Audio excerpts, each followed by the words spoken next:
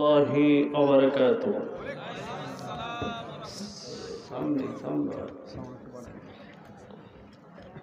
আপনারা সবাই ভালো আছেন?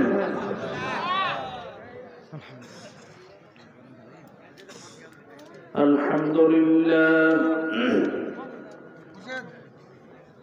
আলহামদুলিল্লাহ নাহমাদুহু ওয়া নাস্তাঈনুহু ওয়া নাস্তাগফিরুহু ওয়া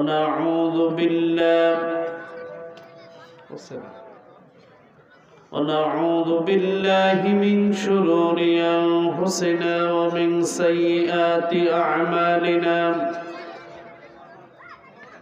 من يهد الله فلا مضل له ومن يضلل فلا هادي له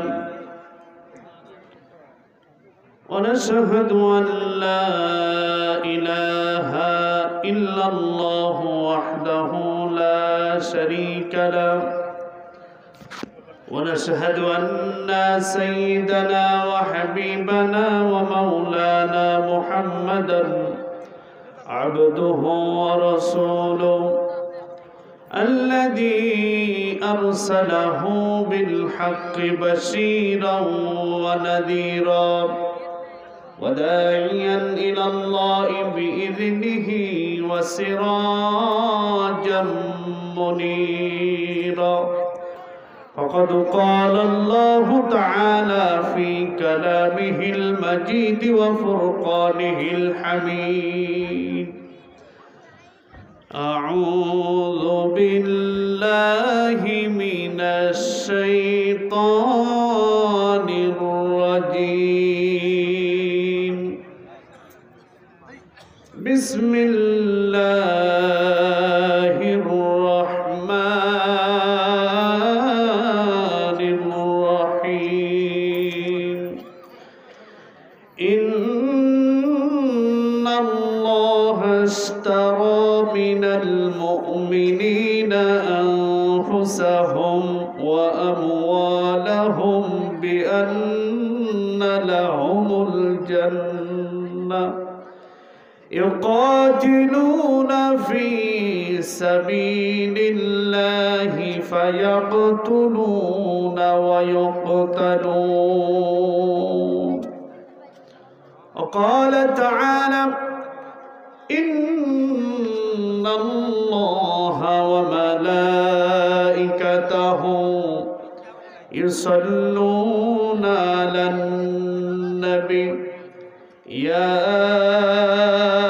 أيها الذين آمنوا صلوا عليه وسلموا تسليما. اللهم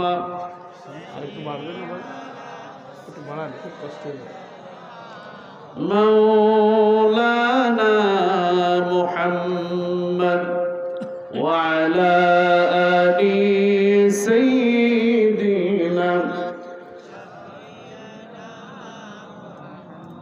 সবাই প্রাণ করে বিশ্বনবীর মহব্বত অন্তরে জাগ্রত করে সবাই পড়ি: আল্লাহুম্মা সাল্লি আলা সাইয়্যিদিনা মাওলানা মুহাম্মদ ওয়া আলা আলি সাইয়্যিদিনা। সবাই বলুন: বালাগাল উলা বিকামালিহি কাশাফাত তুজা বিজামালিহি হাসনাত জামিউ খিসালিহি সাল্লু আলাইহি नसीमा जानिबे बत हो गुजर को जहाँ आलम मोहम्मद रा खबर को बलावल्लूला बिकमालिही कशफत तुजा बिजमालिही हसनत जमीअ खिसालिही सल्लु अलैहि। বাংলাদেশের ঐতিহ্যবাহী জনপদ নওগাঁ জেলার বদলগাছি উপজেলার দরিয়াপুর হাফেজিয়া মাদ্রাসার উদ্যোগে সপ্তম বার্ষিক ওয়াজ মাহফিলের সম্মানিত সভাপতি জনাব আলহাজ দিলবার হোসেন সাহেব, আজকের এই ঐতিহাসিক ওয়াজ মাহফিলের সম্মানিত সহসভাপতি জনাব আমজাদ হোসেন সাহেব সহ আজকের মাহফিলের আমন্ত্রিত মেহমানবৃন্দ, আমন্ত্রিত উলামায়ে কেরাম, আমার পূর্বে কথা বলেছেন জনাব হাফেজ মাওলানা জুলফিকার বিন হোসাইন, আরও কথা বলেছেন এই জনপদের কৃত সন্তান বিশিষ্ট আলেমে দ্বীন হাফেজ মাওলানা গিয়াসউদ্দিন সাহেব, আরও কথা বলেছেন ছোট্ট এক কোরআনের সৈনিক, কোরআনের পাখি জনাব মোহাম্মদ তামিম ইকবাল সহ হাজারাত উলামায়ে কেরাম, মুরব্বিয়ানে কেরাম, সম্মানিত যুবক ভাইরা, পর্দার আড়াল অবস্থানরত মা ও বোনেরা, আসসালামু আলাইকুম ওয়া রাহমাতুল্লাহি ওয়া বারাকাতুহু। আল্লাহ পাকের দরবারে লাখো কোটি শুকরিয়া যে মহান রব্বুল আলামিন আমাদেরকে এই প্রচণ্ড ঠান্ডার ভিতরে আরামের বিছানা হারাম করে কোরআন শোনার জন্য আল্লাহ তাআলা আমাদেরকে এই ময়দানে কবুল করেছেন। সেই জন্য মহান রব্বে কারীম আল্লাহ সুবহানাহু ওয়া তাআলার দরবারে অন্তরের অন্তরস্থল থেকে সেই রব্বে কারীমের দরবারে শুকরিয়া আদায় করি, বলে আলহামদুলিল্লাহ। আর একটু জোরে বলি আলহামদুলিল্লাহ, আর একটু জোরে বলি আলহামদুলিল্লাহ। রব্বানা লাকাল হামদ হামদান কাসীরান তাইয়িবান মুবারাকান ফীহি ইয়া রাব্বি লাকাল হামদু কামা ইয়ানবাগী লিজালালি ওয়াজহি ওয়া আযীমি সুলতানি। আপনাদের কি ভয় করে? কি ভয় করতেছে নাকি? ভয় করার কি আছে? ভয় যাদের করব, ভয় যারা এতদিন মানুষদেরকে দেখাইতো তারা অলরেডি ভয়ের ভিতরে আছে, কথা বলেন ঠিক কিনা? সুতরাং আমরা এখন আর ভয় পাই না। আমার ভাইরা, কথা বলতে গেলে দুই ধরনের, আমরা যারা মুফাসসির যারা কোরআনের কথা বলি, দুই ধরনের সমস্যা আমাদের সামনে ছিল। এক ধরনের সমস্যা হলো আসমানি সমস্যা। কোন সমস্যা? সবাই বলেন আসমানি সমস্যা, বলে আল্লাহ পাকের সমস্যা। কারণ আল্লাহ কোরআনের ভিতরে বলেছেন ইন্নাল্লাযীনা ইয়াকতুমুনা মা আনসালাল্লাহু মিনাল কিতাব ওয়া ইয়াশতারুনা বিহি সামানান কলিলা উলাইকা ইয়াকুলুনা ফি বুতুনিহিম ইল্লান নার ওয়া লা ইউকাল্লিমুহুল্লাহু ইয়াওমাল কিয়ামাহ ওয়া লা ইউযাক্কিহিম ওয়া লাহুম আযাবুন আলীম। কথাটা কার বলেন? আল্লাহ রাব্বুল আলামিন বলেন, আমি যে কালাম কোরআনে কারীম নাযিল করেছি এটা যারা গোপন রাখে, কোরআনের হক কথাগুলো মানুষের জীবনের জন্য প্রয়োজন, মানুষের জীবনের জন্য যে কথাগুলো প্রয়োজন, ব্যক্তিগত জীবন, পারিবারিক জীবন, সামাজিক জীবন, রাষ্ট্রীয় জীবন, অর্থনৈতিক জীবন, জীবনে কোরআনের যে সমস্যার সমাধান দিয়ে আমি নাযিল করেছি, এই কথাগুলো যারা মানুষের সামনে যারা বর্ণনা করে না, গোপন করে রাখে, দুনিয়ার কোনো স্বার্থের কাছে নিজেরা বিক্রি হয়ে আমার কথাকে যারা, আমার কালামকে যারা দুনিয়ার সামান্য, দুনিয়ার কিছুদিনের বাহ্যিক, দুনিয়ার কিছুদিন সাময়িক ভালো থাকার জন্য যারা আমার কোরআনের কথাগুলোকে যারা গোপন রাখে, আমি আল্লাহ রাব্বুল আলামিন, আমি আল্লাহ তাআলা তাদেরকে কঠিনভাবে আমি তাদেরকে এ কথা আমি শোনায় দিলাম। কিয়ামতের ময়দানে আমি আল্লাহ এই সমস্ত স্বার্থান্বেষী আলেমদের সাথে কথা বলবো না, আমি আল্লাহ তাদের সাথে কথা বলবো না, তাদের কে পবিত্র করব না, তাদের জন্য রয়েছে জাহান্নামের কঠিন শাস্তি, যারা আমার এই কোরআনকে গোপন করে।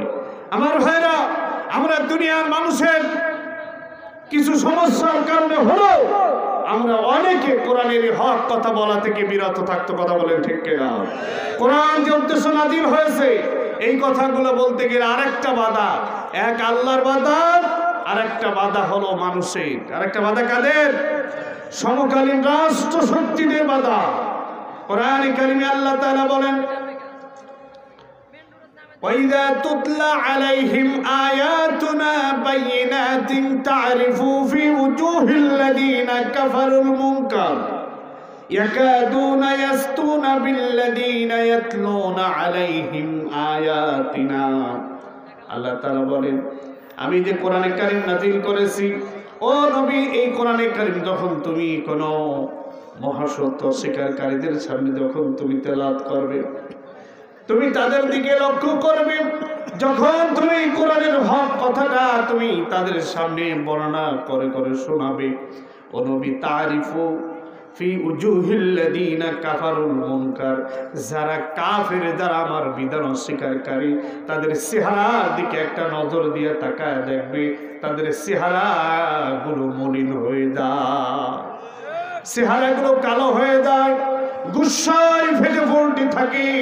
ইয়াকাদুনা ইয়াসতুনা বিল্লাযীনা ইয়াতলুনা আলাইহিম আয়াতিনা, যে আলেম, যে মুফাসসির, যে ওয়াইজ আমার কোরআনের কথাগুলো সুস্পষ্টভাবে জীবনের সমস্যার সমাধান কোরআন থেকে বের করে করে বর্ণনা করতে থাকে, ওই আলেমকে তারা মারার জন্য তারা নানান রকমের ষড়যন্ত্র করে। কথা বলেন ঠিক কিনা?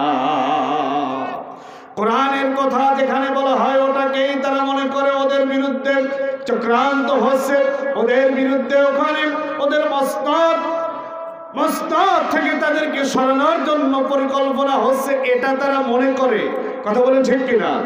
এই জন্য ওই মহাসত্যের অস্বীকারীরা ওরা বলে, ওয়াকালাল্লাযীনা কাফারু লা তাসমাউ লিহাদাল কুরআন ওয়ালগাউ ফীহি লাআল্লাকুম তাগলিবুন। আল্লাহ বলেছেন, ওই কাফেরেরা বলে, লা তাসমাউ লিহাদাল কুরআন, তোমরা কোরআন শুনে না, কোরআন শোনা থেকে বিরত থাকো, শুধু শোনা থেকে বিরত থেকেই শেষ করবে না। ওয়ালগাউ ফীহি, যেখানে কোরআনের কথা হয়, কোরআনের আলোচনা হয়, ব্যক্তি জীবন গঠনের জন্য, পারিবারিক জীবন, একটা আদর্শ রাষ্ট্র গঠন, ইসলামী রাষ্ট্র গঠনের জন্য যেখানে কথা হয়, ওই কাফেরেরা বলে ওটাকে তোমরা হট্টগোল করো, ওটাকে তোমরা বন্ধ করে দাও, যদি তোমরা দিতে পারো তাহলে লাআল্লাকুম তাগলিবুন, তোমরা এই দুনিয়াতে তোমরা সফল কাম হবে। বলো নাউযুবিল্লাহ। তোমরা যদি কোরআনের কথাকে, কোরআনের সমাজ প্রতিষ্ঠা করার কথা, কোরআনের আলোচনা বন্ধ করতে পারো, কোরআন ওয়ালাদেরকে যদি জমিন থেকে যদি অবৈধ হিসেবে তাদেরকে ঘোষণা করতে পারো, ওই মহাসত্যের অস্বীকারীরা ওরা বলে তোমরা লাআল্লাকুম তাগলিবুন, আশা করা যায় তোমরা বিজয়ী হবা, তোমরা সফল কাম হবা। বলো নাউযুবিল্লাহ। ওরা কোরআনের কথা বন্ধ করতে পারলেই নিজেদেরকে সফল মনে করে। এই কথা বলেছেন কে? সবাই বলেন। আল্লাহ বলেছেন, ওরা কোরআনের কথা বন্ধ করতে পারলেই ওরা নিজেরা নিজেদেরকে সফল বলে দাবি করে, অথচ তারাই হলো ক্ষতিগ্রস্ত,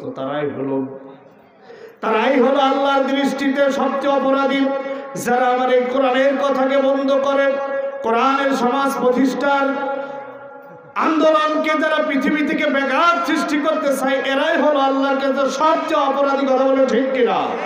মক্কা যুগে আল্লাহ নবী মুহাম্মদুর রাসূলুল্লাহ সাল্লাল্লাহু আলাইহি ওয়াসাল্লাম যখন এই কোরআন দিয়ে মানুষদেরকে গঠন করার জন্য যখন ডাক দিয়েছিলেন, ও মানুষেরা আসো, মা আনসালাল্লাহু মিনাল কিতাব, আল্লাহ যে কিতাব নাজিল করেছেন আমরা এটা মেনে নিই। যখন কোরআন দিয়ে মানুষদেরকে গঠন করার জন্য নবীজি যখন বলেছিলেন, তখন নবীজিরও শত্রুতা পোষণ করেছিল মক্কার আরবি কাফেরেরা। মক্কার কি কাফেররা? একটু বলেন।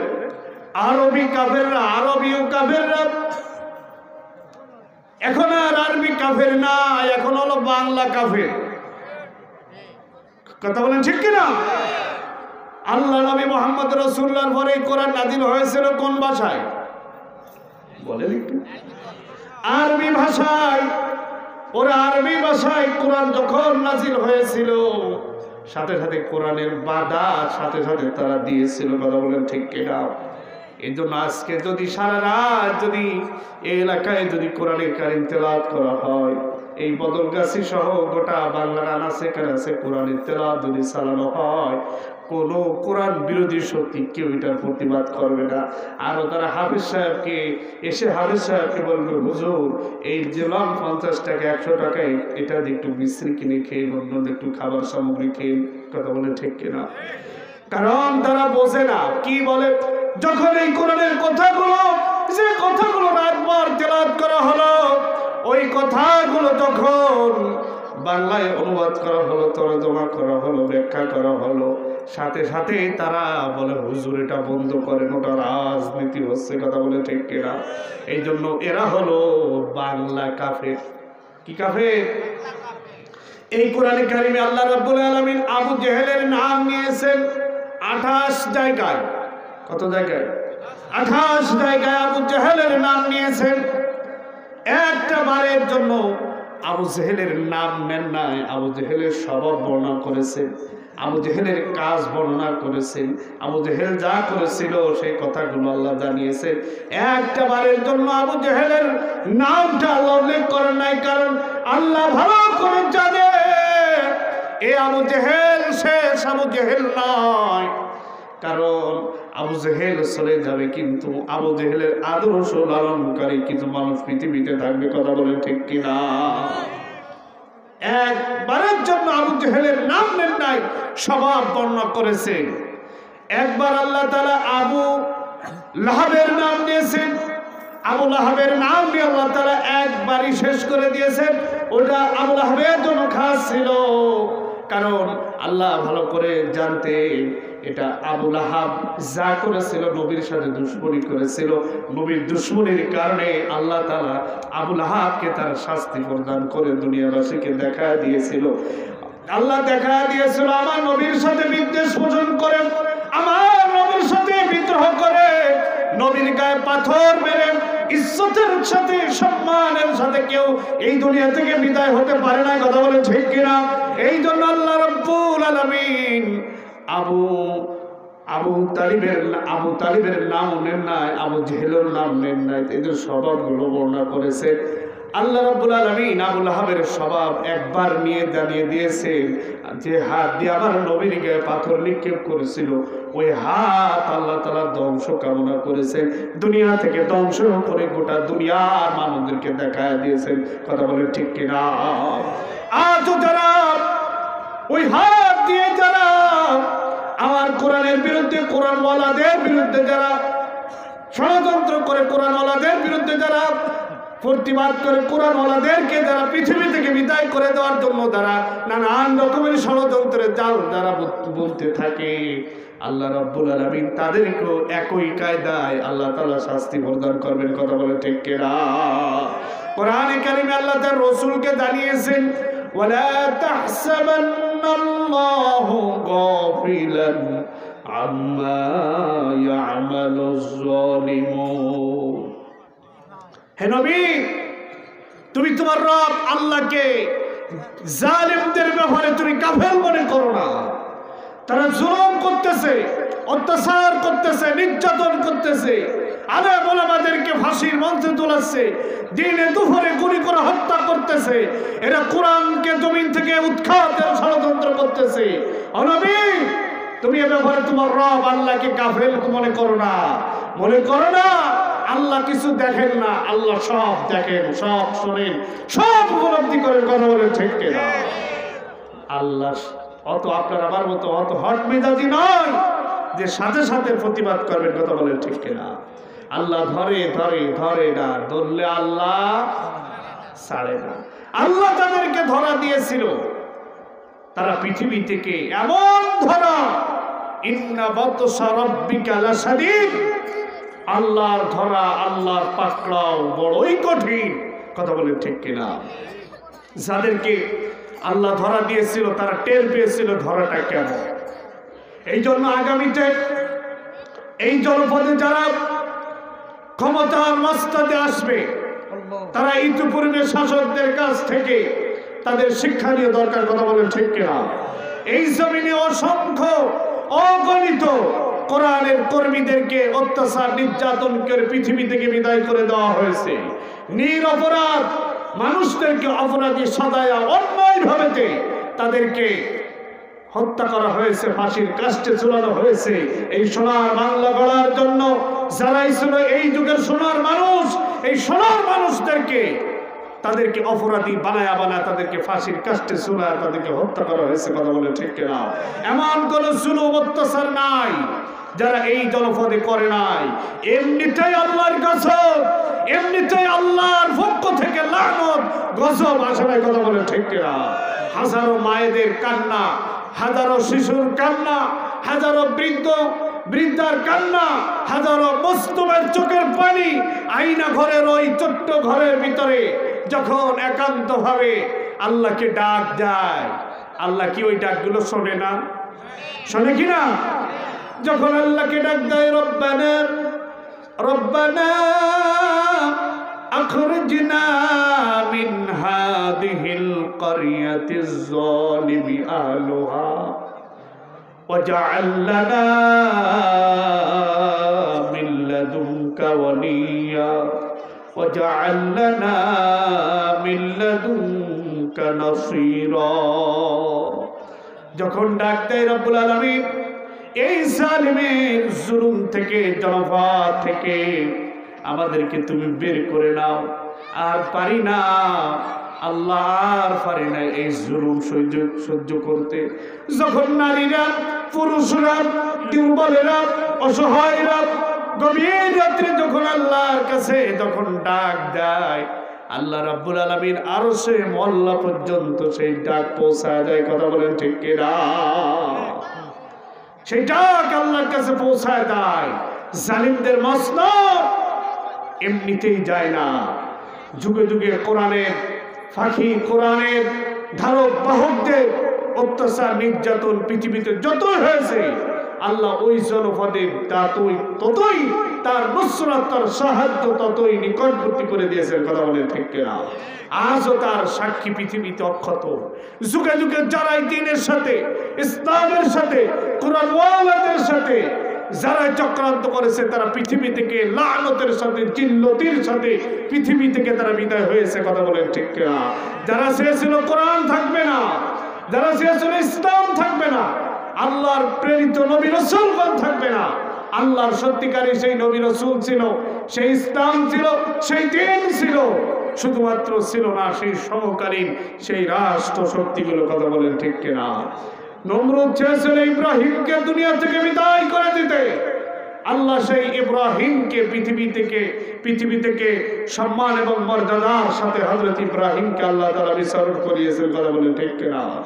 আল্লাহ রাব্বুল আলামিন হযরত মূসার পক্ষে ছিলেন, সেই মূসাকে আল্লাহ রাব্বুল আলামিন সাহায্য করেছেন, কিন্তু সেই স্বৈরাচার ফিরআউনকে আল্লাহ তাআলা পৃথিবী থেকে জিল্লতির সাথে আল্লাহ বিদায় করে দিয়েছে।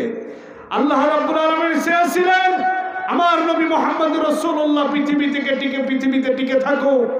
আল্লাহ তার হাবিবকে পৃথিবীতে টিকিয়ে রেখেছিলেন, কিন্তু নবীর দুশমন, নবীর সাথে বিদ্রোহকারী সেই মক্কার স্বৈরাচারেরা, মক্কার সেই জালিমরা, আবু জেহেলরা, তারা জিল্লতির সাথে বদরের ময়দানে একের পরে এক সবাই বিদায় হয়েছে। কথা বলে ঠিক কিনা? আল্লাহ তাআলা পৃথিবীতে এই দৃষ্টান্ত রেখে দিয়েছেন, যারা ওই পথে যারা পা দেবে, ওই পথে যারা অগ্রসর হবে, তাদের পরিণতি এমনটাই হবে। কথা বলেন ঠিক কিনা? এই জন্য আমার ভাইরা, আগামী দিনগুলো যারা এই জনপদের শাসকের দায়িত্বভার গ্রহণ করবে, তারা যেন জুলুমের পথ থেকে বের হয়ে যেন এই জনগণের কল্যাণে, ইসলামের কল্যাণে, দ্বীনের কল্যাণে কাজ করে। কথা বলেন ঠিক কিনা? আমরা আগামী দিনে এই জনপদে আল্লাহর বিধান দিয়ে একটা রাষ্ট্র, বাংলার এই ৫৬,০০০ বর্গ মাইলের দেশ মুসলমানদের দেশ, 92% মুসলমানের দেশ এই কোরআনের বিধান দিয়ে চালু হোক। কে কে চান আগামী দিনে এই জমিনে আল্লাহর কোরআনের বিধান দিয়ে এই জনপদটা চালু হোক? সবাই আল্লাহকে হাত উঁচু করে আল্লাহ রাব্বুল আলামিনকে দেখায় দেন। লিল্লাহে তাকবীর, নারে তাকবীর। আমার ভাইরা, আমরা এই জনপদ স্বাধীন হয়েছে আজ নয়, কাল নয়, একে একে গোড়াতে গোড়াতে 53 বছর পার হয়ে 54 বছরও পড়েছে। কিন্তু আমার ভাইরা, কত শাসক আসলো, কত শাসক আসলো গেল, কিন্তু বাংলার এই মুসলমানদের ভূখণ্ডে আল্লাহর কোরআনের সংবিধান আমরা একটু দেখতে পেলাম না। কথা বলেন ঠিক কিনা? আমাদের জন্য কত বড় দুর্ভাগা, আমরা কত বড় হতভাগা মুসলমানদের জনপদ, কিন্তু কোরআনের বিধানের মতন নিয়ামত আমরা একটু দেখতে পেলাম না। কোরআনের মতন, কোরআনের শাসন আমরা সমাজের ভিতরে দেখতে পেলাম না। কথা বলেন ঠিক কিনা? আমার ভাইরা, কোরআনের শাসন যেই জনপদে প্রতিষ্ঠা হবে, ওই জনপদ থেকে অন্যায়, অশ্লীলতা, বেহায়াপনা একে একে সব বিদায় নিয়ে যাবে। বলুন সুবহানাল্লাহ। কোরআন যেই জনপদে কায়েম হয়ে যাবে, ওই জনপদে আল্লাহ রাব্বুল আলামিন তার আসমান থেকে রহমত এবং বরকতের দরজাগুলো একের পর এক নাজিল করে দিবেন। আল্লাহ কোরআনে ওয়াদা করেছে, ওয়ালাউ আন্না আহলাল কুরা আমানু ওয়াত্তাকাউ লাফাতহানা আলাইহিম বারাকাতিম মিনাস সামাই ওয়াল আরদ। আল্লাহ বলেছেন, কোন জনপদের লোকেরা যদি 2টা কাজ করত। কয়টা কাজ? সবাই বলেন, আর একটু ধরে। 2টা কাজ যদি করত। 1 নম্বর কাজ হলো যদি তারা আল্লাহর উপরে ঈমান আনত। 2 নম্বর কাজ যদি তারা তাকওয়া, আল্লাহ ভীতি নিয়ে যদি শাসক এবং জনগণ, যদি জমিনবাসীরা, যদি শাসক এবং জনগণ 2টা কাজ যদি করত, আল্লাহর ভয় যদি অন্তরে জাগ্রত করত এবং যদি আল্লাহর পরে দৃঢ় বিশ্বাস স্থাপন করত, আল্লাহ পাক বলেন, লাফাতাহনা আলাইহিম বারাকাতিম মিনাস সামাই ওয়াল আরদ। আমি রব্বুল আলামিন আসমান থেকে রহমত আর বরকতের দরজাগুলো ওই জনপদবাসীদের জন্য নাজিল করে দিতাম। যেই জনপদে ইমানদাররা শাসন করবে, যেই জনপদের শাসকরা হবে ইমানদার এবং তাকওয়াবান, ওই জনপদে আসমান থেকে সমস্ত রহমত আর বরকতের দরজা যিনি উন্মুক্ত করে দিবেন, তিনি কে? কয়টা শর্ত? ঈমান এবং তাকওয়া। দৃঢ় ঈমান, আল্লাহর প্রতি দৃঢ় বিশ্বাস, আল্লাহ ছাড়া কারো প্রতি কোনো বিশ্বাস থাকবে না, কারো ভরসা থাকবে না। ইমানদার যারা, তারা বিশ্বাস করবে কার ভরে? ভরসা করবে কার ভরে? ইমানদারদের অভিভাবক কে? আল্লাহু ওয়ালিউল্লাযীনা আমানু ইখরিজুহুম মিনাজ যুলুমাতি ইলান নূর। আল্লাহ বলেছেন, ইমানদার এনেছে আমি আল্লাহ রাব্বুল আলামিন তাদের অভিভাবক, আর আমার কাজ হলো ইখরিজুহুম মিনাজ যুলুমাতি ইলান নূর। ওই সমস্ত ইমানদারদেরকে সমস্ত অন্ধকার সমূহ থেকে, গুনাহগাতা থেকে আমি আল্লাহ মুক্ত করে তাদেরকে আলোর দিকে, আমি আল্লাহ তাদেরকে জান্নাতের দিকে নিয়ে যাব। বলুন সুবহানাল্লাহ।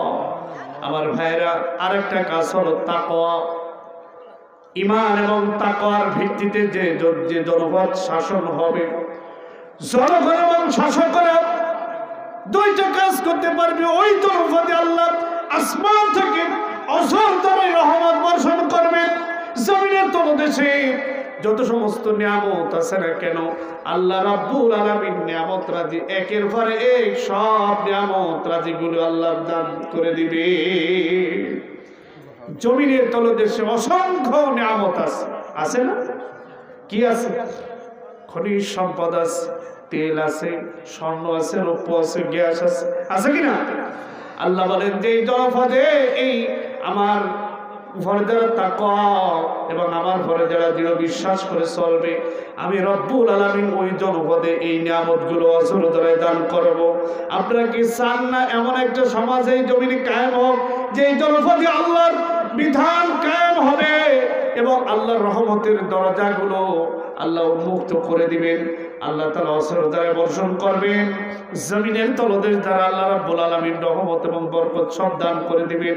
তাহলে আর ওই ভারতের কাছে আর আমেরিকার কাছে ভরসা করা লাগবে না। কথা বলেন ঠিক কিনা?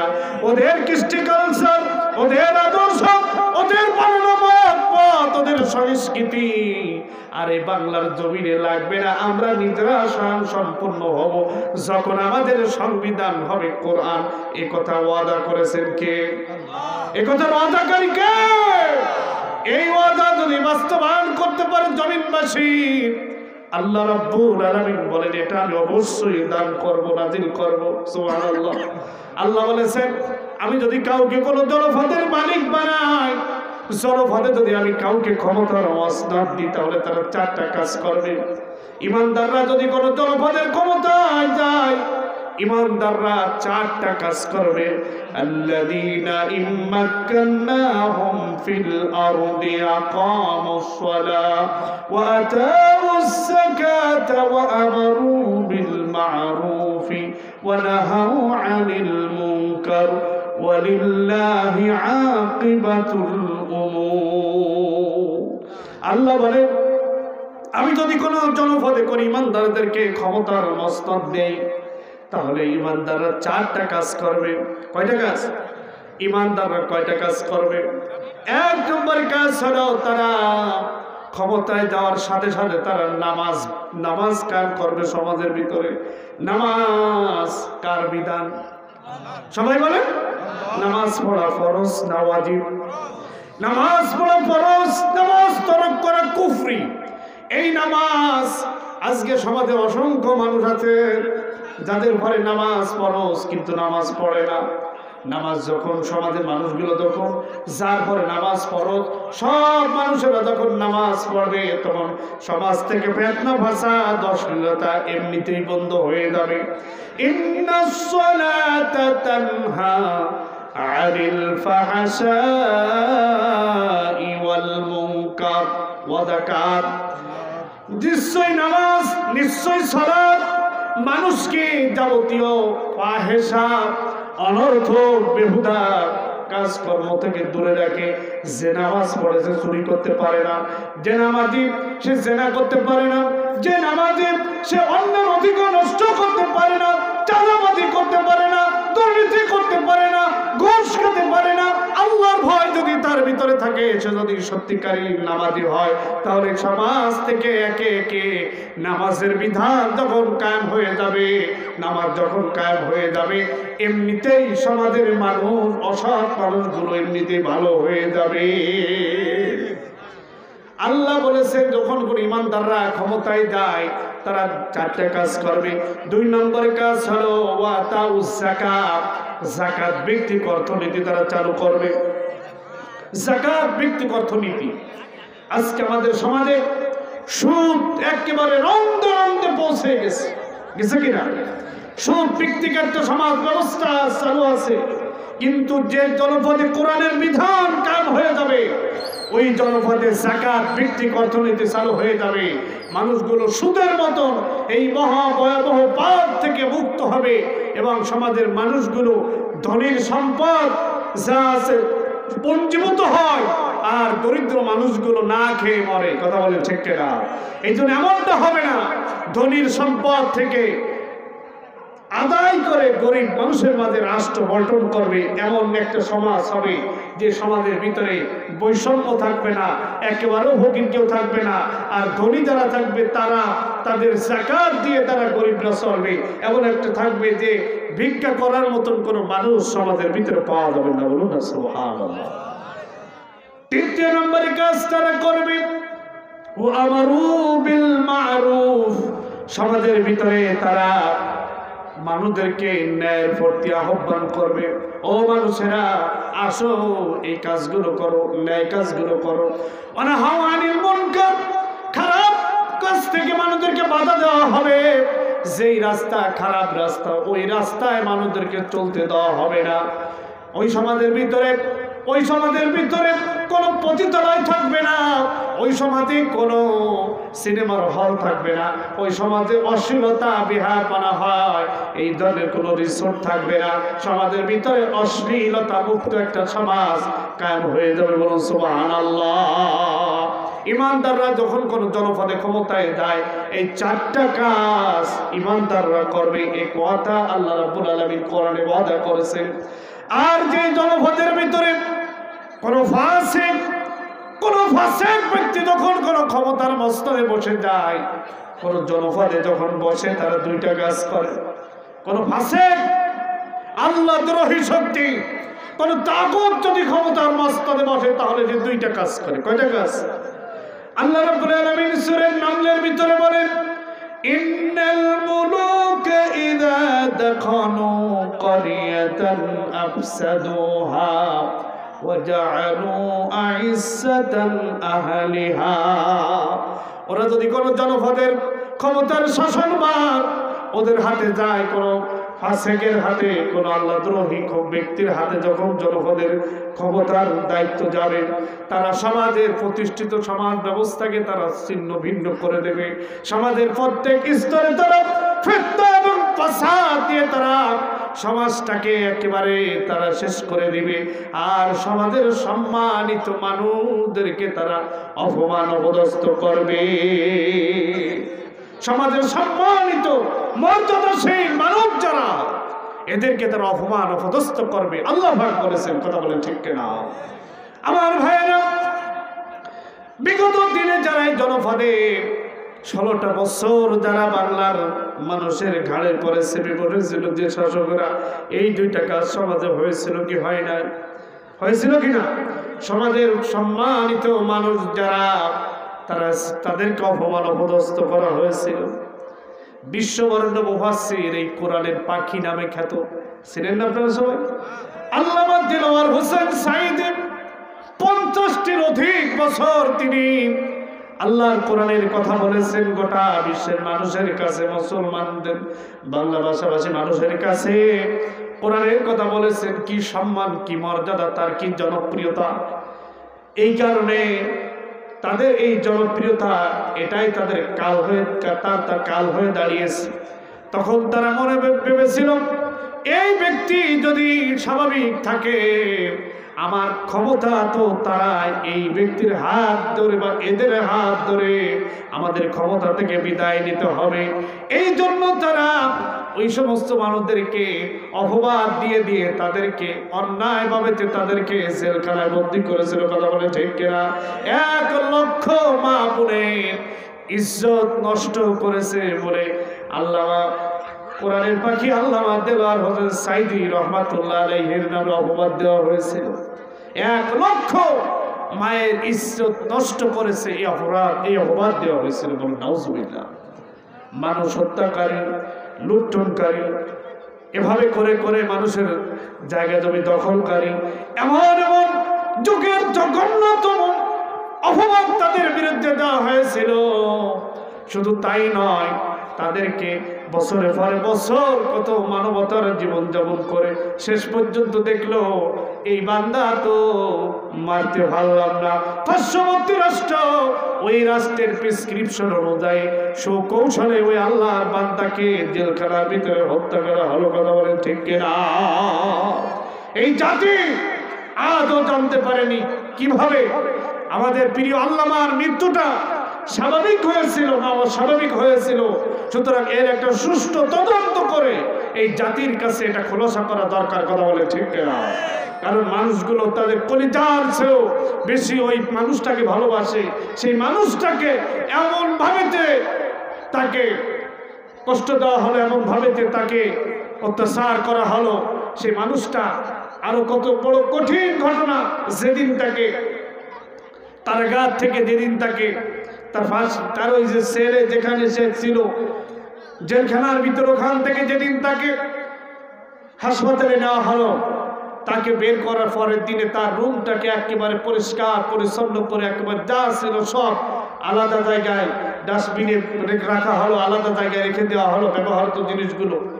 তখন অন্যান্য যারা কয়েদি ছিল তখন তারা কারা কর্তৃপক্ষ দায়িত্বরত মানুষদেরকে জিজ্ঞাসা করেছিল যে হুজুর কি, হুজুরের জামিন হয়ে গেল নাকি, হুজুর কি আর এখানে আসবে না? তখন তারা বলেছিল সে আর কোনোদিন জেলখানায় আসবে না, অথচ তখনও তিনি হাসপাতালে বেডে জীবিত অবস্থায় ছিল। এটা নিঃসন্দেহে একটা চক্রান্ত, একটা ষড়যন্ত্র করে এই আল্লাহর বান্দাটাকে হত্যা করা হয়েছে, কথা বলে ঠিক কিনা? সুতরাং তারা যারা হত্যা করেছিল এই সংখ্যা তাদের চিহ্ন ছিল, যে সংখ্যাটা হযরতে মূসা আলাইহিস সালাতু ওয়াস সালাম সম্পর্কে ফেরাউনের ছিল। ফেরাউন বলেছিল জারুনি কুতুল মূসা, আমি মূসাকে হত্যা করব, কারণ ইন্নী আখাফু আইয়ুবাদদিলা দীনাকুম, আমার ভয় হয়, আমার আশঙ্কা হয় আমার এই প্রচলিত আমার এই সমাজ ব্যবস্থা একা মূসাই উল্টায় দিয়ে এখানে নতুন একটা সমাজ ব্যবস্থা কায়েম করবে, এই জন্য আমি মূসাকে হত্যা করব। আমার ক্ষমতা আমার হাত ছাড়া করে দেওয়ার জন্য মূসা একাই যথেষ্ট। আল্লাহ রাব্বুল আলামিন কোরআনে কারিমে সেই ৩৫০০ বছর আগে মূসা এবং ফিরআউনের সেই ইতিহাস দ্বারা এটা বাংলার মুসলমানদেরকে শিক্ষা দিয়েছে যে স্বৈরাচার, যে জালেম শাহী কোরআনের পাখিকে তাদের ক্ষমতা থাকবে না এই সংখ্যায় যাকে হত্যা করেছিল, ১ বছর যেতে না যেতে আল্লাহ রাব্বুল আলামিন সেই দাম্ভিক এবং অহংকারীকে আল্লাহ তাআলা বিদায় করে দিয়েছেন, কথা বলেন ঠিক কিনা? যাকে ঢাকার বুকে একটা জানাজা পড়তে দেওয়া হলো না, সেই বিশ্ববরেণ্য মুফাসসিরে দিনের বিশ্বের এমন কোন রাষ্ট্র নাই, এমন কোন জায়গা নাই সেখানে তার গায়েবানা জানাজা অনুষ্ঠিত হয় নাই, কথা বলেন ঠিক কিনা? ওরা চায় ইসলামকে, ইসলামওয়ালাদেরকে এমনি শেষ করে দিতে, ইসলামকে শেষ করে দিতে চায়। ইউরিদুনা লিইউতফিউ নূরাল্লাহি বিআফওয়াহিহিম আল্লাহু মুতিম্মু নূরিহি। আল্লাহ বলেছেন ওরা চায় ওদের মুখের ফুৎকার দিয়ে আমার ইসলামকে, আমার প্রজ্বলিত নূরকে পৃথিবীর মুখ থেকে ওরা নিশ্চিহ্ন করে দিতে চায়। আল্লাহ বলেছেন আল্লাহু মুতিম্মু নূরিহি, আমার সিদ্ধান্ত হলো আমি আমার নূরকে, আমার ইসলামকে আমি পৃথিবী থেকে প্রজ্বলিত করেই রাখবো। বলুন না সুবহানাল্লাহ। ওয়ালাউ কারিহাল কাফিরুন, এতে ওই সত্য স্বীকারকারী সম্প্রদায় যতই বাধা লাগুক, যতই কষ্ট লাগুক, আমি আল্লাহ আমার কিছু আসে যায় না, কথা বলেন ঠিক কিনা?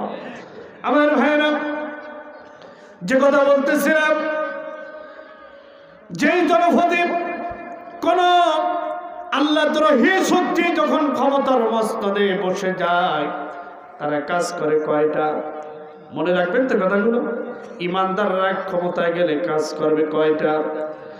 কোন ফাসিকরা, কোন খোদাদ্রোহী তাগুতি শক্তি যারা, তারা ক্ষমতায় গেলে কাজ করে সমাজে সম্মানিত মানুষদেরকে তারা অপমান অপদস্থ করে। আর সমাজের ভিতরে এমন কোন জায়গা থাকে না ফিতনা ফাসাদ, মারামারি কাটাহাতি, হানাহানি, লুটতরাজ, লুটরাজ, চাঁদাবাজ না হয়, এমন কোন জায়গা থাকে না যখন কোন আল্লাহদ্রোহী শক্তি যখন ক্ষমতার মস্তদে বসে। ঠিক না? এ কথা কার? আমার ভাইয়েরা, আল্লাহ রাব্বুল আলামিন কোরআনে কারীমের ভিতরে বলেছেন এমন ব্যক্তিরা ক্ষমতায় গেলে আমার বিধানকে, আমার কোরআনকে অপদস্থ করে, অপমান অপদস্থ করে, হেই করে।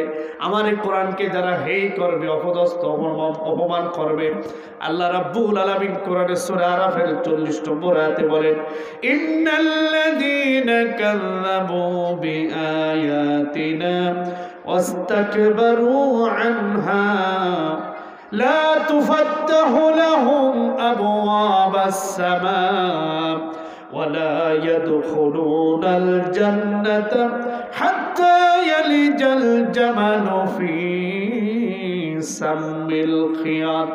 আল্লাহ বলেন নিশ্চয়ই যারা আমার এই কালাম, আমার এই কোরআনকে যারা অপমান করবে, অপদস্থ করবে, মিথ্যা প্রতিপন্ন করবে এবং আমার কোরআনকে যারা হেয় করবে, আল্লাহ পাক বলেছেন আল্লাহ পাক বলেন তাদের জন্য আসমানের কোন দরজা তাদের জন্য খোলা হবে না। আল্লাহ বলেন তাদের জান্নাতে যাওয়া তেমনি ভাবে অসম্ভব যেমনি ভাবে সুদের ছিদ্র পথে উট গমন করানো যেমন অসম্ভব।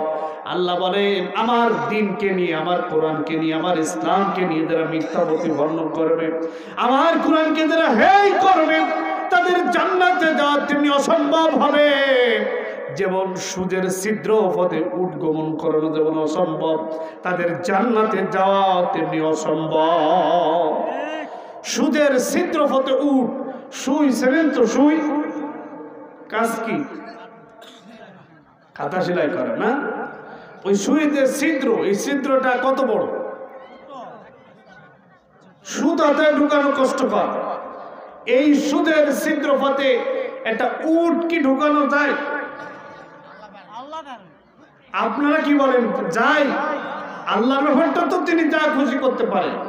আল্লাহ রাব্বুল আলামিন বলেন হাত্তা ইয়ালিজাল জামালু ফি সামিল খিয়াত, আমার এই কোরআনকে যারা মিথ্যা প্রতিপন্ন করবে, আমার এই কোরআনের বিধানকে যারা মিথ্যা বলবে, আমার এই কোরআনের বিধানকে যারা হেয় করবে, অপদস্থ অপমান করবে, আল্লাহ বলেন তাদের জন্য লা তুফাত্তাহু লাহুম আবওয়াবাস সামা, তাদের জন্য আসমানের সমস্ত দরজা, রহমত আর বরকতের দরজা সব আমি আল্লাহ বন্ধ করে দিব।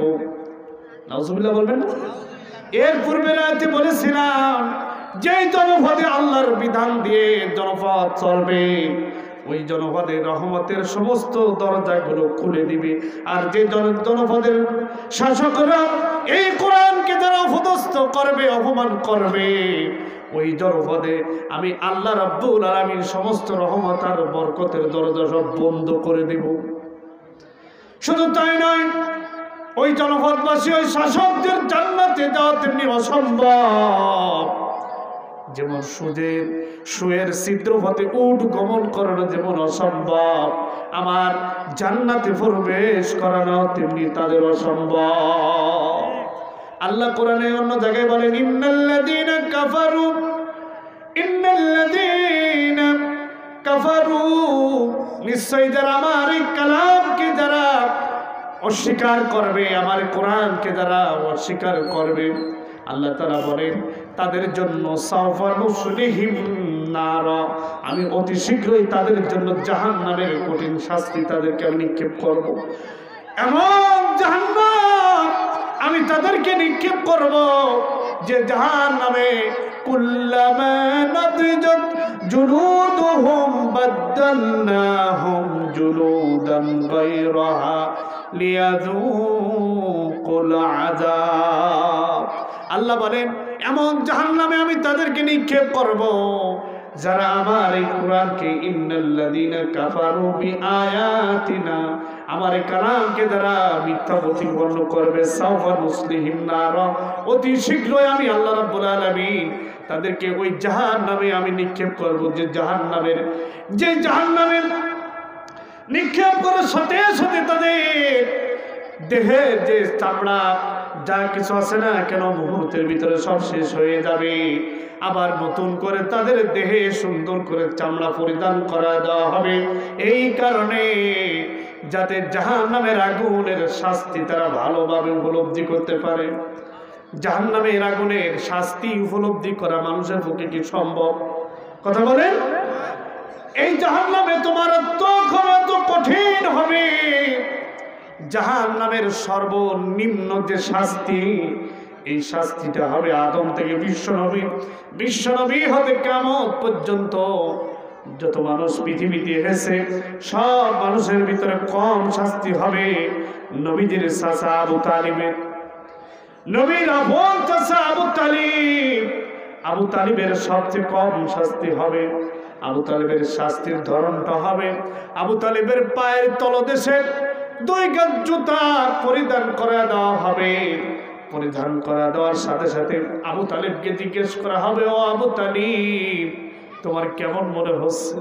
আবু তালিব বলবে, আমার মনে হয় এই হাসরবাসীদের ভিতরে সবচেয়ে আমার বেশি কষ্ট হচ্ছে, এই হাসরের ময়দানে আমার সবচেয়ে বেশি কষ্ট হচ্ছে।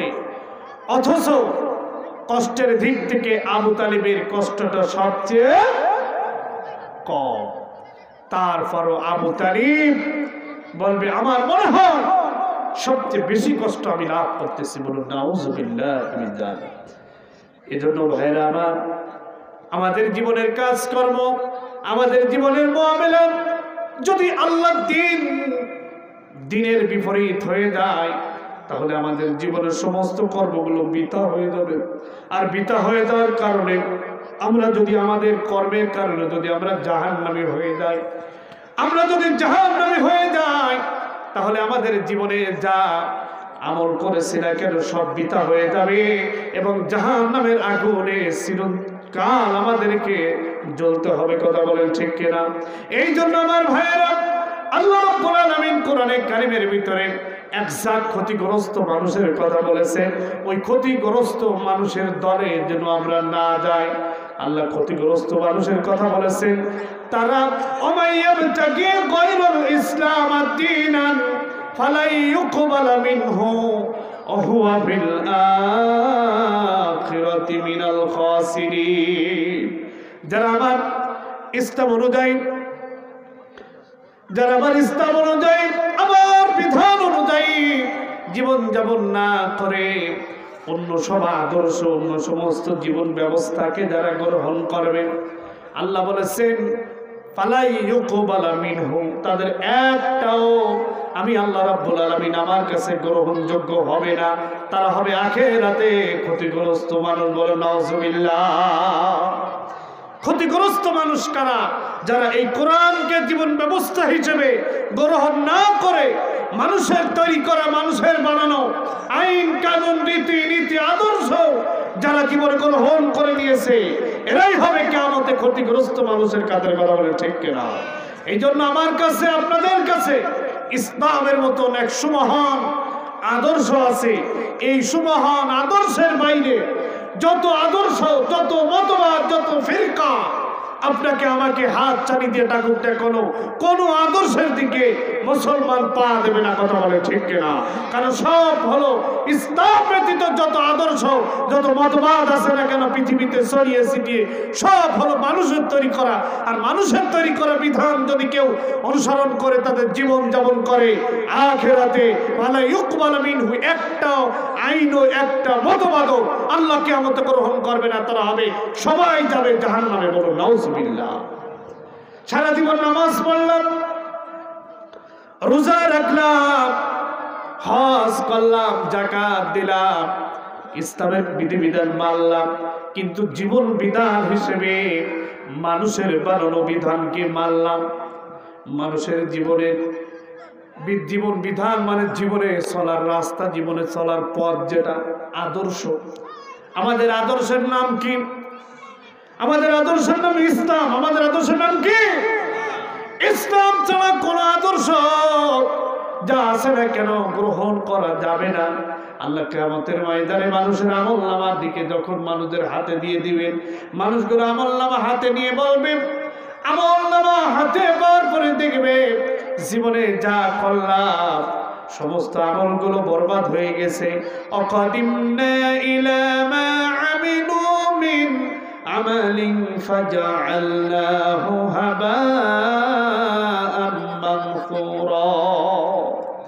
আল্লাহ বলেছেন, আমি যখন তাদের আমলনামার দিকে মনোযোগী হব, আমলনামার দিকে তাকাবো, আমলনামার ভিতরে তাকায় দেখবো তাদের আমলনামার ভিতরে যা আছে না কেন সব হাবাআম মানসুরা, দুনিয়ার সমস্ত আমলগুলোকে আমি আল্লাহ ধুলিকণা করে উড়ায় দেব, ধুলার মতো উড়ে যাবে। নামাজ, রোজা, হজ, যাকাত, অন্যান্য যত বিধিবিধান আছে না কেন, জীবন আদর্শ যদি ইসলামের বিপরীত জীবন আদর্শ যদি আপনি আমি গ্রহণ করি, জীবনের সব আমল যিনি বরবাদ করে দিবেন তিনি কে? এই জন্য আল্লাহর দেওয়া, আল্লাহর দেখানো রাস্তায় চলতে হবে। আমরা অনেকে আছি ইসলামকে ভালোবাসি, মুহাম্মদুর রাসূলুল্লাহকে মহব্বত করি, কিন্তু আদর্শ মানার ক্ষেত্রে ইসলাম আমাদের ভালো লাগে না, পছন্দ হয় না। আছে না এরকম মুসলমান? আছে কিনা আমার ভাইরা? রাসূলকে আমরা ভালোবাসি, ইয়া নবী সালাম আলাইকা, ইয়া রাসূল সালাম আলাইকা, দাঁড়া দাঁড়া বিলাত পড়ি, আবার মহব্বত করি, সব করি, কিন্তু আদর্শ মানি মানুষের তৈরি করা আদর্শ। এত কিছু করার পরে দেখা যাবে জীবনের আমলগুলো সব বরবাদ হয়ে যাবে। আমার ভাইয়ের ছোট্ট একটা উদাহরণ, একটা হাদিস আপনাদেরকে শোনাই।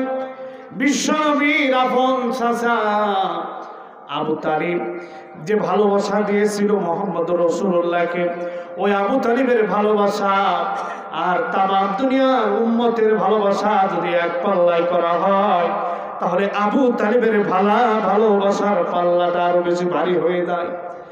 এত ভালোবাসা রাসূলকে আবু তালিব দিয়েছিল যে ভালোবাসার কোনো কুল কিনারা নাই। রাসূলের দাদা আব্দুল মুত্তালিব যখন বিদায় হয়ে যাচ্ছে, আল্লাহ নবীর মা আমিনা 6 বছর বয়সে বিদায় হয়ে গেলেন। এরপরে 2 বছর 8 বছর বয়স পর্যন্ত দাদা আব্দুল মুত্তালিবের কাছে রাসূলুল্লাহ লালিত পালিত হলেন। এরপরে 8 বছর বয়স যখন রাসূলের দাদা আব্দুল মুত্তালিব যখন অন্তিম মুহূর্ত বিদায়ের পথে, তখন সমস্ত সন্তানদেরকে ডাকলেন, হযরতে হামজাকে ডাকলেন, আব্বাসকে ডাকলেন, উতবা সাহেবা, আবু লাহাব সহ যত সন্তান তাদের ছিল সবাইকে ডাকলেন। ডাকার পরে বললেন, আমার সন্তানেরা, আমি আমার শারীরিক অবস্থা যা, আমার মনে হয় আর আমি বেশি দিন তোমাদের মাঝে থাকবো না, আমি অতি শীঘ্র মনে হয় চলে যাব। আমার কাছে যে আমানত রয়েছে, আমার ছোট ছেলে আব্দুল্লাহ বিদায় হয়ে গেছে, তার স্ত্রী আমেনা, আমার পুত্রবধূ মা আমেনাও বিদায় হয়ে গেছে। এখন এই ইয়াতীম মুহাম্মদ ওর আমি দাদা আব্দুল মুত্তালিব বলতে আর কেউ পৃথিবীতে বেঁচে নাই। সুতরাং আমারও তো বিদায়ের মুহূর্ত, আমিও তো বিদায় হয়ে যাচ্ছি। আমার সন্তানরা, তোমরা আমার আমানত, তোমরা রক্ষণাবেক্ষণ করবে। আবু তালিব সন্তানদের ভিতরে সবচেয়ে ছিল রহম দিলের এবং অভাবী, কোমল দিলের, নরম প্রকৃতির মানুষ ছিল। সব সন্তানেরা চাইল, আব্বার কাছে বলল, আব্বা আমার কাছে দিয়ে যান। সবাই চাইল, কিন্তু রাসূলুল্লাহর দাদা আব্দুল মুত্তালিব কারো কাছে দেন নাই। এক কর্নারে বসা ছিল আবু তালিব বলছিল, আব্বা আপনিও যদি আমার কাছে আপনার আমানতকে দিয়ে যান, আপনার আমানত যেভাবে আপনি বলবেন ওইভাবে আমি রক্ষণাবেক্ষণ করব। রাসূলের দাদা আবু তালিবের হাতে রাসূলকে সুপর্দ করে দিয়ে গেলেন, বললেন, ও আবু তালিব, জীবনের শেষ মুহূর্ত পর্যন্ত এই আমানতটা তুমি রক্ষণাবেক্ষণ করবা। আমার ভাইয়েরা, রাসূলের দাদা আব্দুল মুত্তালিব বিদায়ের মুহূর্ত দিয়ে গেলেন চাচা আবু তালিবের কাছে। 8 বছর বয়স যখন রাসূলের চাচার কাছে সে লালিত পালিত হতে লাগলেন। রাসূলকে এত ভালোবাসা দিয়েছিল আবু তালিব, যে ভালোবাসা রাসূলের পরিবারে, আবু তালিবের পরিবারে তার আরো সন্তান ছিল, হযরতে জাফর, হযরতে আলী, হযরতে আকিল, এরা ছিল আবু তালিবের সন্তান। এই সন্তানদের মাঝে সবচেয়ে বেশি ভালোবাসতো ভাতিজা মুহাম্মদকে। আবু তালিব যখন গোসল করতে যেত, নিজ হাতে মুহাম্মদুর রাসূলুল্লাহকে গোসল করায় দিত। যখন তিনি খানা পিনা করতে যেত, আবু তালিব বলতো, আমার এই পরিবারের জন্য, আমার বাড়ির জন্য, আমার ভাতিজা মুহাম্মদ, আমার এই বাড়ির জন্য একটা বরকত। সুতরাং খাবার দাবার যদি পরিবেশন শুরু হতো, প্রত্যেক খাবারটা আবু তালিব শুরু করতো মুহাম্মদুর রাসূলুল্লাহকে দিয়ে। বলুন সুবহানাল্লাহ। শুধু তাই নয়, যখন ঘুমাতে যেত, নিজের সন্তানদেরকে কাছে নিয়ে ঘুমাতো না, কিন্তু নিজের ভাতিজাকে কাছে নিয়ে এক বালিশের রাত যাপন করত। এভাবে করে করে সারাটা জীবন রাসূলুল্লাহকে ছায়ার মতন পাশে দাঁড়িয়েছিল, জীবনের ভালোবেসেছিল, সন্তানদের থেকেও ভালোবাসা দিয়েছিল। আল্লাহ নবী যখন মক্কাতে 40 বছর বয়সে রাসূলুল্লাহ নবুয়ত লাভ করলেন। নবুয়ত লাভ করার পরে আল্লাহ রাব্বুল আলামিন তাকে যে দায়িত্ব দিলেন, তাকে যে কাজ দিলেন, এই কাজ যখন তিনি করতেছিলেন, লা ইলাহা ইল্লাল্লাহর দাওয়াত দিচ্ছিলেন, তখন মক্কার প্রতিষ্ঠিত সমাজ ব্যবস্থা, সমাজের প্রভাবশালী লোকেরা আল্লাহ নবীর বিরোধিতা শুরু করে দিয়েছিল, নানান রকমের ষড়যন্ত্র করতেছিল, গালিগালাজ করতেছিল। এই কথাগুলো যখন আবু তালিবের কানে যখন পৌঁছাতো, আবু তালিব তাদের কাছে গিয়ে গিয়ে বলতো, ও আমার বংশের লোকেরা, ও আমার জাতির ভাইরা, এই লাতের কসম, এই মানাতের কসম, আমার আহম্মদকে তোমরা এই ধরনের কথা বলো না। আমার আহম্মদ আমার জীবন, আমার জীবনের মহব্বতের, খবরদার তোমাদের এই মানাতের কসম, উজ্জার কসম, হবলের কসম, আমার আহম্মদকে তোমরা কিছু বলো না। এত ভালোবাসা আমার ভাইরা। যে সময় আল্লাহ নবীকে মক্কার কাফের বেঈমানেরা আল্লাহর দ্বীন প্রচার করার অপরাধে 2 বছর 10টা মাস শাবে আবি তালিব নামক বিশাল একটা প্রাচীর ছিল মক্কার। ওই প্রাচীরের ভিতরে আল্লাহ নবী মুহাম্মদ রাসূলুল্লাহকে 1 দিন 2 দিন নয়, 2 বছর 10টা মাস আল্লাহ নবীকে ওই শাবে আবি তালিব জেলখানায় ওরা বন্দী করে রাখলো। আল্লাহ নবীকে জেলখানায় বন্দী করেছিল, জানেন তো ইতিহাস। আল্লাহ নবী জেলখানায় বন্দী, অপরাধটা কি? 52 জন পুরুষ, 52 জন 43 জন পুরুষ, 9 জন মহিলা, মোট 52 জন। এর সাথে নবীজির সাথে স্বেচ্ছায় কারাবরণ করেছিল। আবু তালিব বলছিল, বাতিজা মুহাম্মদ, তুমি একা একা জেলখানায় থাকবে তা হতে পারে না। তোমাকে জেলখানায় রেখে আমি কেমনে আমি বাইরে থাকবো? তা চলো তোমার সাথেও আমি জেলখানায় কাটাবো। আমার ভাইয়েরা, কত বড় কঠিন জায়গা আমাদের বর্তমান জেলখানাগুলোতে। 3 বেলা খাবার দেয়, রাত্রে ঘুমাতে দেয়, পরিবারের সাথে সাক্ষাৎ করতে দেয়, বর্তমানে ফোনে কথা বলার সুযোগ আছে, সব কিছু আছে। কিন্তু ওই জেলখানা ছিল ব্যতিক্রম জেলখানা, শাবে আবি তালিবের জেলখানা আর বর্তমান জেলখানা আকাশ পাতাল ব্যবধান। কথা বলেন ঠিক কিনা আমার ভাইরা? খাবার দাবার জানিয়ে গেছিল, কয়েক সপ্তাহের ভিতরে, 1 মাসের ভিতরে সব শেষ। এরপরে কিছু মস্কে কিছু পানি জমা করে নিয়ে গেছিল, পানিটুকু মাসের মাথায় শেষ হয়ে গেল। এরপরে যা যা ছিল ইত্যাদি ইত্যাদি খাবার দাবার শেষ হয়ে যাওয়ার পরে বাবলা গাছের পাতা চিবিয়ে চিবিয়ে খেয়েছিল। এমনকি মরে পচে থাকা, শুকনা হয়ে যাওয়া প্রাণীর, পশুর চামড়া পর্যন্ত সাহাবে কেরাম খোদার যন্ত্রণায় চিবায়া ছিলেন। এভাবে করে করে 1-2 দিন নয়, 2 বছর 10টা মাস আল্লাহ নবী শাবে আবি তালিব জেলখানায় বন্দী ছিলেন। আবু তালিবের সাথে স্বেচ্ছায় একেবারে আনন্দের সাথে মুহাম্মদুর রাসূলুল্লাহ জেলে থাকবে, আমি একাকী বাইরে থাকবো, আবু তালিব স্বেচ্ছায় কারাবরণ করেছিল। শুধু তাই নয়, এভাবে করে করে কঠিন মুহূর্তগুলোতে আল্লাহ নবীর পাশে ছায়ার মতন দাঁড়িয়েছিল আল্লাহ নবী মুহাম্মদ রাসূলুল্লাহ সাল্লাল্লাহু আলাইহি ওয়াসাল্লাম।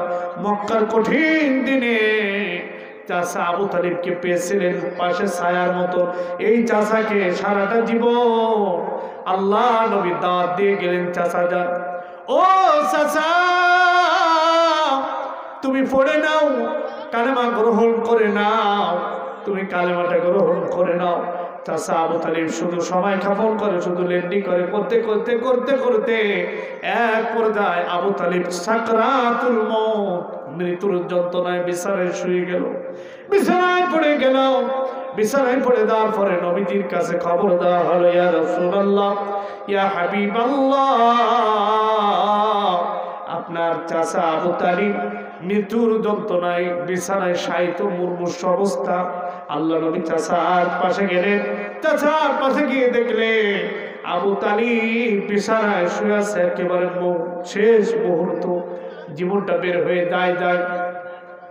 আল্লাহ নবী গেলেন, যাওয়ার পরে দেখলেন আবু তালিবের যে খাটিয়ায় আবু তালিব শুয়েছিল মৃত্যুর মুহূর্ত, ওই মুহূর্তে আবু তালিবের শিয়ারের বাপ পাশে বড়া ছিল মক্কার সর্দার, মক্কার বড় লিডার আবু জাহাল, ওই খাটিয়ার বাপ পাশে বড়া ছিল।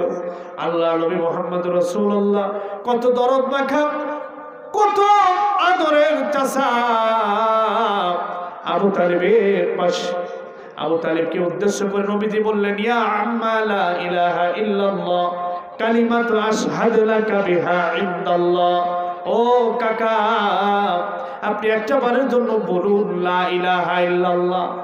লা ইলাহা, সবাই বলেন লা ইলাহা।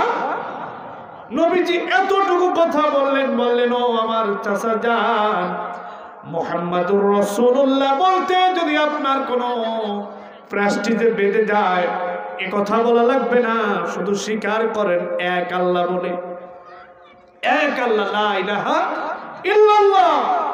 বাকি দায়িত্ব আমার, আশহাদু লাকা বিহা ইনদাল্লাহ, বাকি দায়িত্ব আমার, আমি নিয়ে নিলাম। আপনাকে আল্লাহর কাছে শাফাআতের দায়িত্ব আমার। আমার ভাইরা, আবু তালিব তখন রাসূলুল্লাহর জবানে কথাগুলো যখন শুনলেন, শোনার পরে যখন একটু মনস্থ করলেন, ভাতিজার কথাটা কি করবে একটু চিন্তার ভিতরে আনতেছিল, স্থিরভাবে চিন্তা করতেছিল।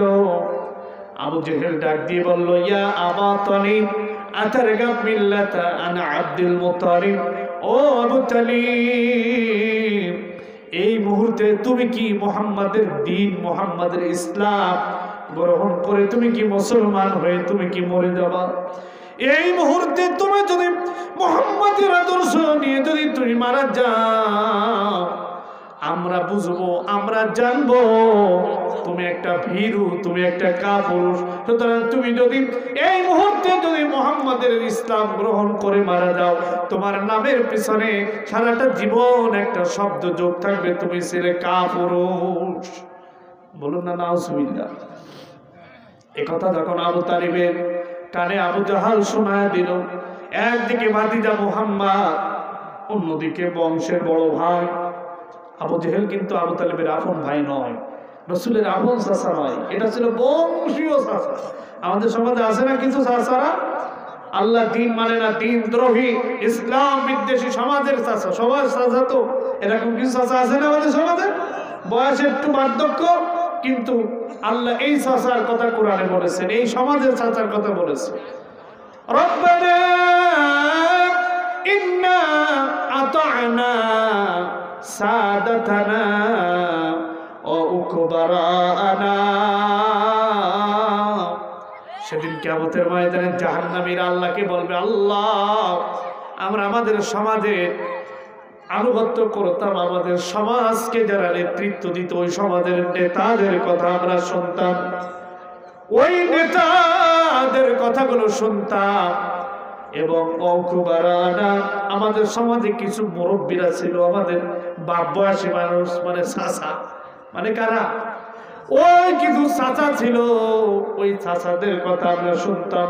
ফাদাল্লুনাস সাবিলা, ওই চাচাদের কথা শোনার কারণে, সমাজের চাচাদের কথা শোনার কারণে আল্লাহ তোমার এই ইসলাম থেকে আমরা ফারেক হয়ে জাহান্নামের পথের প্রতি। তাহলে চাচাদের কথাই চলবে না, কথা বলে ঠিক কিনা? কথা চলবে আল্লাহর কথা, রাসূলের কথা, দ্বীনের কথা, কোন মানুষের কথা, কোন হুজুরের কথা, কোন নেতার কথা, কোন বাবার কথা দিয়ে ইসলাম চলে না, কথা বলে ঠিক কিনা? কথা চলবে আল্লাহ কি বলেছেন, রাসূল কি করেছেন, এটাই হলো আমাদের প্রেরণা, এটাই হলো আমাদের জীবন চলার পথ। আমাদের কোন বুজুর্গানে দিন কি বলে গেলেন, ওই আকাবির কি বললেন, ওই দাদা হুজুর কি বললেন, ওই নেতা কি বলে গেলেন, ওটা দলিল নয়। দলিল হলো কিতাব আল্লাহ ও সুন্নতের রাসূল। দলিল হলো আল্লাহ রেখে, আল্লাহ দেওয়া কালাম।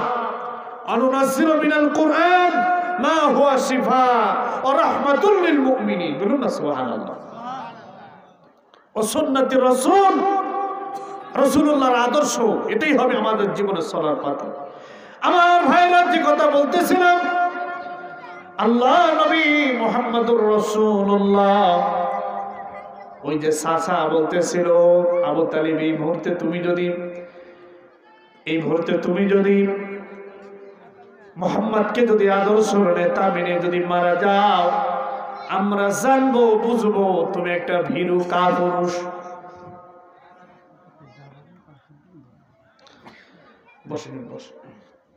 আমার ভাইরা,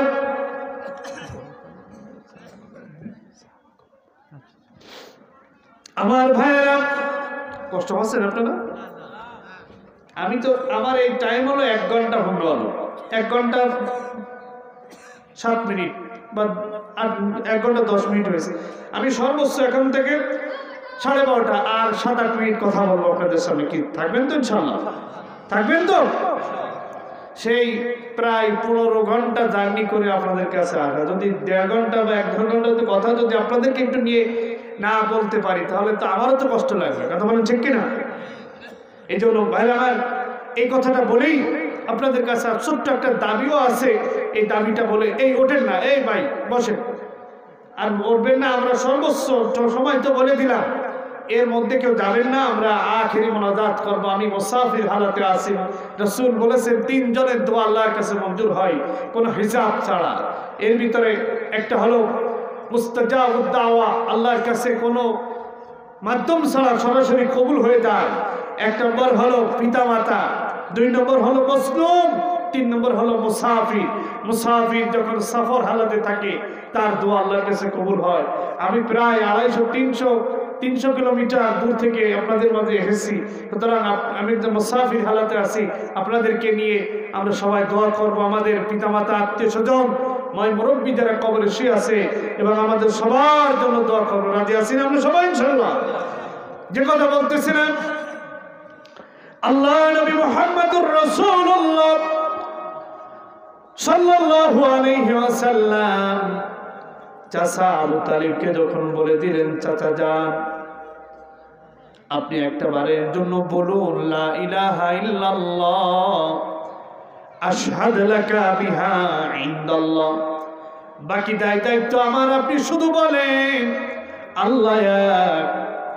আমি কিয়ামতের ময়দানে আপনার জন্য আল্লাহ রাব্বুল আলামিনের কাছে সাক্ষ্য দিব, শাফাআত করব।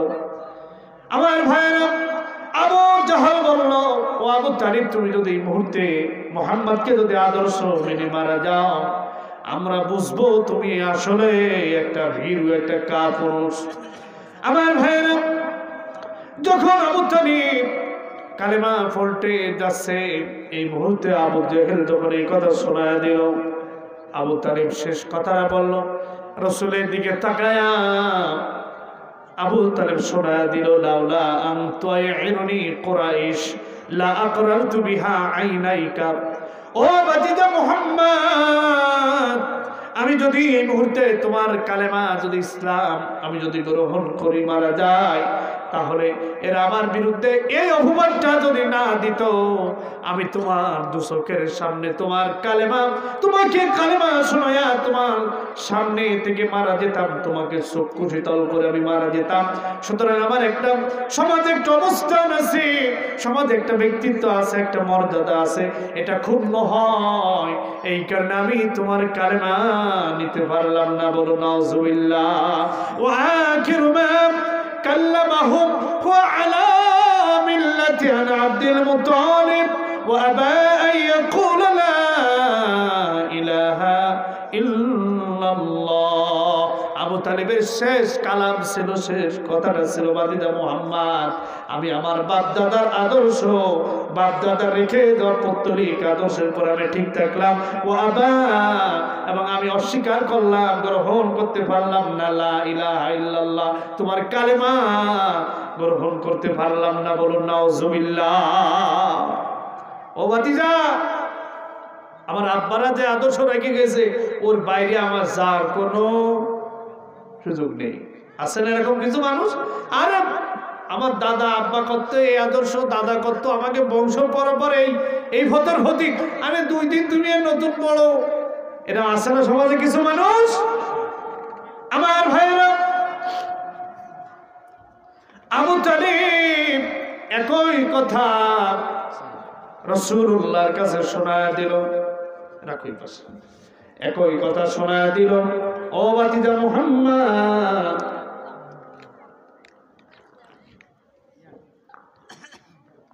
চাটা কিভাবে দিতে হয় তোমরা এগুলো জানো না, বলো একটু গরম মাটি চিনি আসছো। আমার ভাইরা, যে কথা বলছিলাম,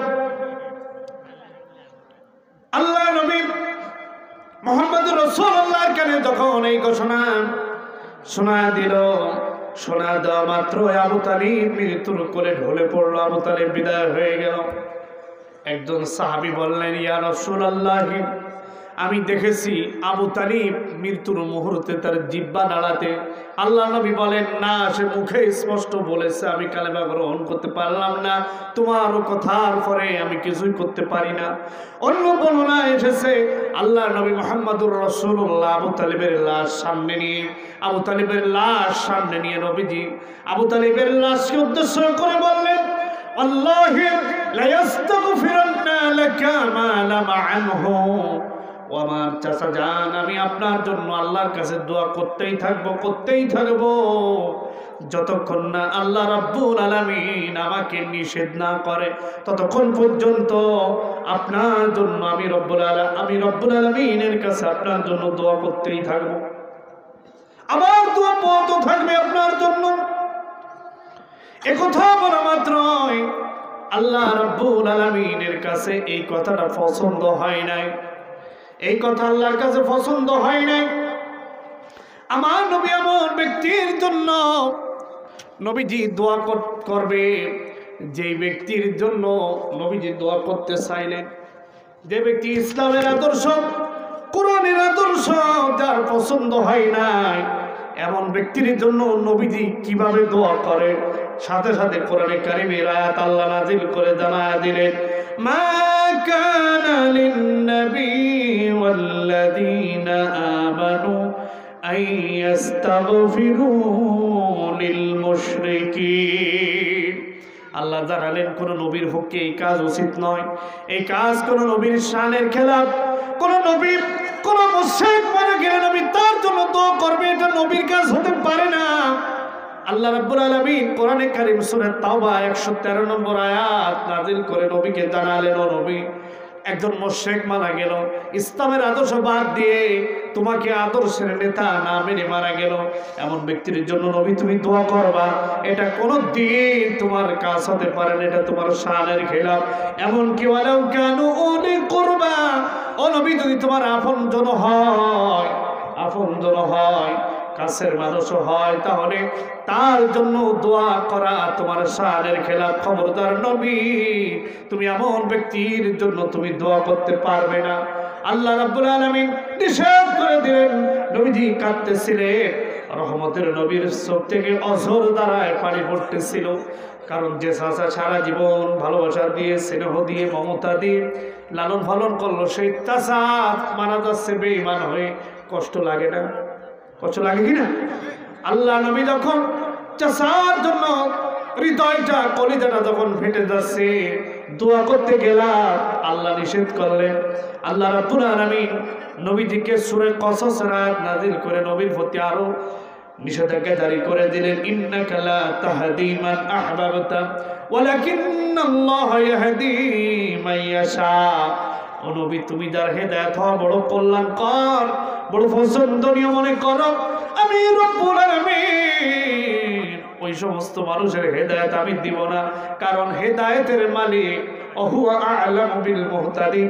হেদায়েত কে হবে কে হবে না, আমি আল্লাহ আমার ইলমে, কথা বলেন ঠিক কিনা? হেদায়েতের মালিক কে? আরো জোরে বলেন কে? হেদায়েত আল্লাহর হাতে। আল্লাহ যাকে চান হেদায়েত দেন, আল্লাহ যাকে চান না হেদায়েত দেন না। নবীর ঘরে স্ত্রী হয়ে, নবীর ঔরসের সন্তান হয়েও পৃথিবীতে হেদায়েত পান নাই, কথা বলেন ঠিক কিনা? হযরতে লূত আলাইহিস সালামের স্ত্রী, হযরতে নূহ আলাইহিস সালামের স্ত্রী এবং সন্তান, তারা হেদায়েত পান নাই। কোরআনে সূরা তাহরিমের ভিতরে আল্লাহ তাআলা জানিয়েছেন। কিন্তু এই পৃথিবীর সবচেয়ে আল্লাহ দ্রোহী বড় দুশমন ফেরাউনের মতন শাসক, ফেরাউনের মতো খোদা দ্রোহী, ফেরাউনের স্ত্রী হযরতে আসিয়া ফেরাউনের সাথে ঘর সংসার করার পরেও আল্লাহ রব্বুল আলামিনকে রব বলে স্বীকৃতি দিয়ে এই রবের উপরে, এই কথার উপরে ইস্তেকামত থেকে পৃথিবী থেকে বিদায় নিয়েছেন, কথা বলেন ঠিক কিনা?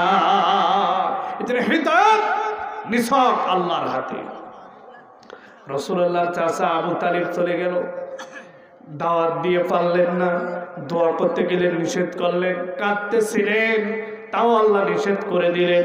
আমার ভাইরা, শুধু তাই নয়, রহমতের নবী কাঁদতেছিলেন। চাচা আবু তালিব যখন মারা গেল, চাচা আবু তালিব যখন মারা গেল, নবীজি কাঁদতেছিলেন। এমন সময় নবীজিকে দেখে নবীদের সাহাবে কেরাম সবাই কাঁদতেছিল, চোখ থেকে টপ টপ করে পানি পড়তেছিল। হযরতে বেলাল ইবনে রাবাহ, ওই সেই হাবশার কালো বেলাল, নবীজিকে দেখে নবীজির চোখ থেকে পানি পড়তেছিল টপ টপ করে। আর হযরতে বেলাল নবীজিকে দেখে দূরে দাঁড়ায় দাঁড়ায় মুস্কি মুস্কি হাসে। আল্লাহ নবী সাল্লাল্লাহু আলাইহি সাল্লাম যখন কাঁদতেছিলেন, বেলাল হাসতেছিল। ওমর ইবনে খাত্তাব রাদিয়াল্লাহু তাআলা আনহু দৃশ্যটা দেখে হযরতে বেলালকে বলল, ও বেলাল, তুমি কি মনে হয় নবীর দুশমন হয়ে গেলে? নবীর ব্যথায় আমরা সবাই ব্যথিত, নবীর চোখে পানি, আমরা পানি ধরে রাখতে পারি না, আর তুমি বেলাল কেন হাসো? হযরতে বেলাল বলেন, ও ভাই ওমর, আমাকে ধমক দিও না, আমাকে ধমক দিও না, এটা আমিও নবীর ব্যথায় ব্যথিত, তবে এই হাসিটা আমার তৃপ্তির হাসি। ভিতর থেকে আমাকে এই হাসিটা আল্লাহ রাব্বুল আলামিন আমার ভিতরে তৈরি করে দিয়েছে। কারণ আমি তখন ঈমান এনেছিলাম, আমার মুনিব উমাইয়া ইবনে খালফ আমাকে ঈমান আনার অপরাধে আমাকে মরুময় চত্বরে বেঁধে রেখে আমার দেহের পরে বিশাল আকারে পাথর চাপা দেওয়া হয়েছিল। দিনের বেলায় আমার দেহ দিয়ে উঠে লেজের সাথে বেঁধে মরুভূমির ভিতরে আমার দেহটাকে, মরুভূমির ভিতরে দেহটা টেনে নিয়ে বেলানো হয়েছে। আমার পিঠের চামড়ার গোশতগুলো মরুভূমির সাথে রয়ে গেছে। রাতের আধারে যখন মরুভূমি ঠান্ডা হয়ে গেছে, ওই মুহূর্তে বিশাল পাথর চাপা দিয়ে রেখে দেওয়া হয়েছে। আর অফার করা হয়েছে, রে বেলাল, এখনো সময় আছে, সুযোগ আছে, মুহাম্মদকে ত্যাগ করো, মুহাম্মাদের আদর্শ ত্যাগ করো। তবে আমার ওই কঠিন মুহূর্ত যখন আমার জবান থেকে কোনো কথা বের হয় না, শরীর থেকে রক্তগুলো ঝরে ঝরে শেষ হয়ে গেল, আমার বুকের উপরে বিশাল পাথর চাপা, তবে আমার জিহ্বায়, আমার জবানে আমার রব একথা জারি রেখেছিলেন, আহাদ আহাদ আহাদ। চিৎকার মেরে বলুন আল্লাহু আকবার। আল্লাহ যাকে হেদায়েত দিবেন, এভাবে বেলালের মতন সেই হাবশার কালো গোলাম হাজারো নির্যাতনের করার পরও বিলাল হেদায়েতের পরে ইস্তেকামাত রইলেন। আবু তালিবের মতন বিশাল আল্লাহ নবীকে ভালোবাসা বড় ব্যক্তি, আল্লাহ নবীর ভালোবাসা দেখায়ও জাহান্নামের আগুন থেকে মুক্তি হয় নাই। কথা বলেন ঠিক কিনা? এই জন্য ভালো শুধু বাসতেই হবে না, আদর্শ নিতে হবে। যে আদর্শ নিয়ে নবীজি পৃথিবীতে এসেছিলেন, ওই আদর্শের সাথে যদি আপনার আমার জীবনের আদর্শের যদি মিল হয়ে যায়, কিয়ামতের ময়দানে নবী আমাদেরকে নিয়ে, আপনাকে নিয়ে একসাথে জান্নাতে যাবে। আল্লাহ কোরআনে বলেছেন, ইয়াউমা নাদউ কুল্লা উনাসিম বিইমামিহিম, কিয়ামতের ময়দানে আমি প্রত্যেক মানুষকে হাসরে আমি ডাকবো তার নেতার সাথে। যে যে মানুষকে নেতা মেনেছিল তাদের সাথে আপনার আমার নেতা হবে একমাত্র মুহাম্মাদুর রাসূলুল্লাহ। কথা বলেন ঠিক কিনা? দুনিয়ার কোন মানুষকে, দুনিয়ার কোন আদর্শকে আমরা নেতা মানবো না। নেতা হলো একমাত্র মুহাম্মদ রাসূলুল্লাহ হবে, যিনি দুনিয়া নেতা, পরকালেও নেতা, জান্নাতেও নেতা। কথা বলেন ঠিক কিনা? যে নেতার আদর্শ পৃথিবীবাসীর জন্য উসওয়া হাসানা, সুমহান একটা আদর্শ, এমন নেতাকেই নেতা মেনে আমাদের জীবন যাপন করতে হবে। সুতরাং কোনো মানুষ আমাদের আদর্শ হতে পারে না। কথা বলেন ঠিক কিনা? আমরা আজকে লেনিনের আদর্শ, মাও সেতুকের আদর্শ, কাল মার্ক্সের আদর্শ, শেখ মুজিবের আদর্শের দিকে আমরা দৌড়াচ্ছি। কথা বলেন ঠিক কিনা? কিন্তু রসুলের মতন সুমহান এক আদর্শ আমাদের সামনে বিদ্যমান, সে আদর্শ, সেই রসুলের রেখে দেওয়া সেই সংগ্রামী জীবন, সেই রাস্তা আমাদের কাছে পছন্দ না। এই ফসা হাবি জাবি গুনাহগার পাপিষ্ঠদের আদর্শটাই আজকে মুসলমানরা বেছে নিয়ে সেই পথের পথিক হয়ে দৌড়াচ্ছে। কথা বলেন ঠিক কিনা? এই জন্য আসুন, কোনো পথ নয়, কোনো রাস্তা নয়, নাজাতের একমাত্র সঠিক পথ হলো মুহাম্মদ রাসূলুল্লাহ সাল্লাল্লাহু আলাইহি ওয়াসাল্লামকে আদর্শের নেতা মানবো। আমরা আল্লাহকে রব মানবো, ইসলামকে জীবন বিধান হিসেবে আমরা গ্রহণ করে আমাদের জীবনকে আমরা পার করে দেব। রাজি আছি তো ইনশাআল্লাহ? আল্লাহ তাআলা আমাদের সবাইকে ইসলামের আদলে জীবন যাপন করার তৌফিক দান করুন। কারণ দুনিয়াতে আজকে আসি, কাল থাকবো না। আজকে রাত্রে যদি আমি মারা যাই, তাহলে আগামীকাল ফজরের পরে সর্বপ্রথম কাজ হবে আপনার আমার দাফনের জন্য। কথা বলেন ঠিক কিনা? এই জন্য পৃথিবীতে এসেছি এক অজানা ঠিকানা নিয়ে, যার কোনো ঠিকানা আমাদের কাছে জানা নাই। আমাদের কি জানা আছে আমরা কখন বাঁচবো, কতদিন এই পৃথিবীতে হায়াত পাবো কেউ জানি? এক অজানা এক জায়গায় এসেছি যেখানে কোনো এক মুহূর্তের কোনো বিশ্বাস নাই। এই জায়গায় এসে এক মুহূর্ত আল্লাহর দেওয়া জীবন ব্যবস্থা, আল্লাহর দেওয়া সীমানা, লিহাফিজুনা লিহুদুদিল্লাহ, আল্লাহর যে সীমানার বাইরে দেওয়ার কোনো ইমানদারের কোনো সুযোগ নাই। কথা বলেন ঠিক কিনা? তাই আসুন আমরা যেন এই কোরআন, ইসলাম, মুহাম্মদ রাসূলুল্লাহ এই আদর্শিত হতে পারি, এবং আমরা আমাদের এই সমস্ত আদর্শ শেখাবার জন্য যে জিনিসগুলো দরকার সেটা হলো আমাদের সমাজে ব্যাপকভাবে কোরআনের শিক্ষা আমাদের সমাজে দরকার। কথা বলেন ঠিক কিনা? এই কোরআনের সমাজে এই কোরআনের শিক্ষা যে জাতির কাছে বেশি, সেই জাতি বেশি আল্লাহ রাব্বুল আলামিনকে মেনে নিয়েছে, আল্লাহর বিধানকে গ্রহণ করে নিয়েছে। কথা বলেন ঠিক কিনা? এই কোরআনকে যারা বেশি পড়েছে তারা আল্লাহ রাস্তায় জীবন দিতে দ্বিধাবোধ করেনি। আর এই কোরআনকে যারা পড়েনি তারা ইসলামের সাথে বিদ্বেষ পোষণ করতে, ইসলামের সাথে দুশ্মনী করতে তারা কোনো দ্বিধাবোধ করে না। কথা বলে ঠিক না? এই জন্য আমাদের সমাজে বেশি বেশি কোরআনওয়ালা মানুষ দরকার, কোরআনওয়ালা মানুষ দরকার। কথা বলেন ঠিক কিনা? কোরআনওয়ালা মানুষ, কোরআনের আদরে মানুষ তৈরি করতে গেলে যে জিনিসটা দরকার সেটা হলো মাদ্রাসা দরকার। এই যে আপনাদের সব পাশে দরিয়াপুর হাফেজিয়া মাদ্রাসা, এই মাদ্রাসাটাই মূল লক্ষ্য কি? এই কোরআন শেখানো হয়। কথা বলেন ঠিক কিনা? এই কোরআন শেখানোর পরে মানুষগুলো শিখে কি মাস্তানি করে, চাঁদাবাজি করে? মানুষগুলো কি ডাকাতি করে বেড়ে? কোরআন শিখে মানুষগুলো আল্লাহর দ্বীনের খেদমত করে মানুষদেরকে আল্লাহর পথে ডাকে। কে উঠবেন না? আমি সংক্ষেপে, মাত্র সংক্ষিপ্ত পরিসরে আমি কয়েকটি কথা বলি, কথা শেষ করে। সুতরাং আমরা মেহেরবানি করে, দয়া করে, এই মাদ্রাসা আপনাদেরই মাদ্রাসা, আপনাদেরই সম্পদ। কথা বলেন ঠিক কিনা? আমার পূর্বের আলোচক আপনাদেরকে দাবি দাওয়া নিয়ে কিছু কথা বলেছিল। আপনারা অনেকে আলহামদুলিল্লাহ মসজিদে মাদ্রাসার জন্য প্রাণ ভরে অনেকে দান করেছেন। আমি এসেছি মুসাফির হালাতে, আপনাদের কাছে একটা আবদার, এই মাদ্রাসার জন্য 10 জন মানুষকে দেখতে চাই যে 1 বছর আজকে দিতে হবে তা না, 1 বছরের ভিতরে 1000 টাকা করে দিবেন, এমন 10 জন আল্লাহর প্রিয় বান্দা দেখতে চাই, যারা তাদের জন্য দোয়া করব। 10 জন জান্নাতি মানুষ এই পৃথিবীতে আশারে মুবাশশারা 10 জন জান্নাতি মানুষ ছিল।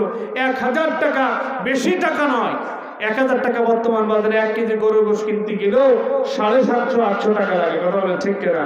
সুতরাং একটা বছর সময় নিয়ে আমরা এই মাদ্রাসার জন্য প্রয়োজনে রেখে রেখে জমা করে করে এরকম টার্গেট কে নিতে পারবো কিয়ামতের মাঠে আল্লাহর কাছে। এই কোরআন আপনার আমার কাছে শাফাআতকারী হবে।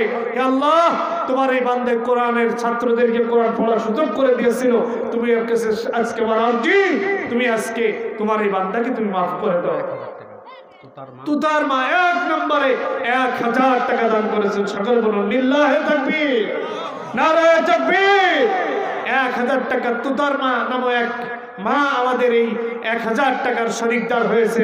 আল্লাহ তাআলা হযরতে আবু বকর রাদিয়াল্লাহু তাআলা আনহুর সাথে জান্নাতে তুমি কবুল করে নাও। সকলে বলুন আল্লাহুম্মা আমিন।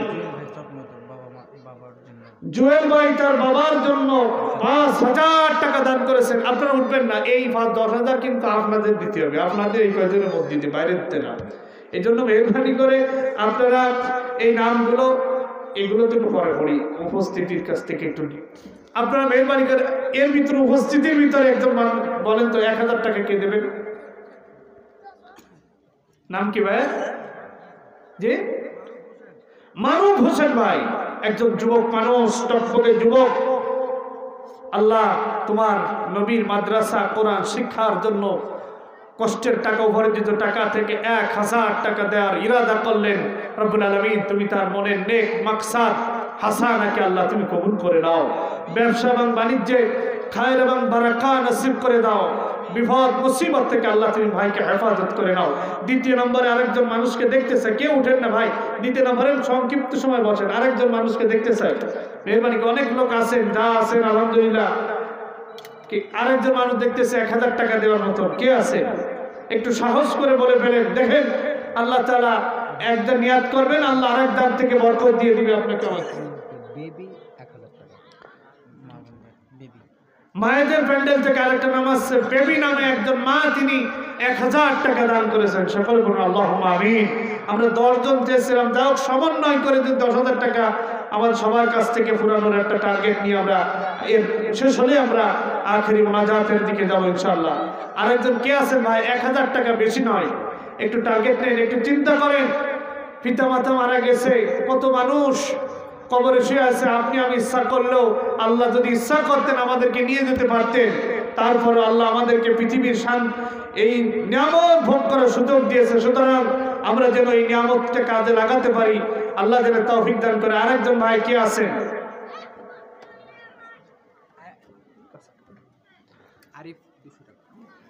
আরিফ নামে এক ভাই 200 টাকা দান করেছেন। সকলে বলুন আল্লাহুম্মা আমিন। আল্লাহ তুমি আরিফ ভাইয়ের এই দানকে তুমি কবুল করে নাও। আল্লাহ তুমি তার আয় রোজগারে তুমি বরকত এবং খায়ের নসিব করে দাও।